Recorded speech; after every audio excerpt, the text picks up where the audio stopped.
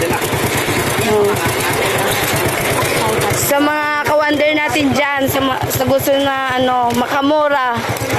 Ito kasi bagong katay lang. Kaya fresh pa. Walang namin. Yan si tatay dyan. Si tatay, Meron. Marami pa. Marami pa. Tampo. Marami pa daw. Araw-araw kayo dito tayo, no? Hindi, pagkasabang ng linggo. Sabado-linggo lang. Marami. Mga araw, kaunti. Konti. Lunes ang Sabihin mo na tayo dito kaya ano. Lars Lechon. Lars Lechon tawag yun sa Mikael. Bili namin. Ayan. 350 lang. Isang buhat. Yung laman loob ng baboy. Isang buo yun. 350. Kaya kung gusto nyo bumili dito. Mas mura sila dito. Mura. Palengke. Napakamahal na ito. 280 isang kilo. 280 isang kilo, imagine. Ito, ilang kilo na to.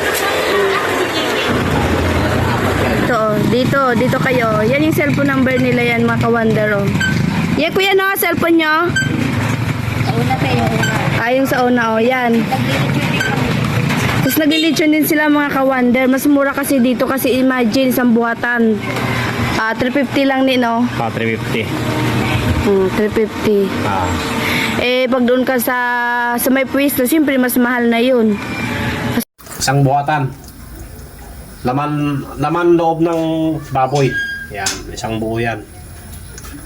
Sa may mismo sa Lars Lechon. Mga nagle-lechon doon, kakaya pang lechon, ganyan. Mura lang siya, mga kawander. Kaya doon kami bumibili. Pag bibili ka ng sa bayan, mas mahal. Dami na rin, no? Marami na rin siya. Nilinis na daw to, pero nilinisin natin ulit. Para mas sigurado.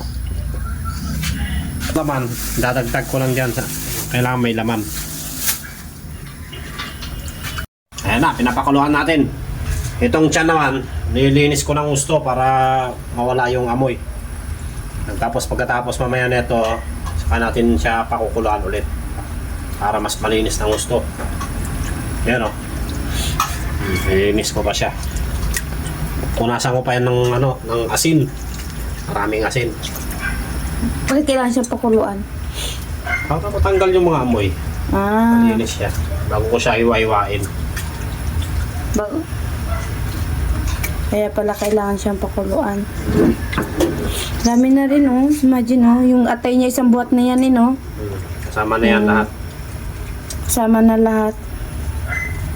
Magkano yung kilo natin ngayon? Dito ang kilo, 300.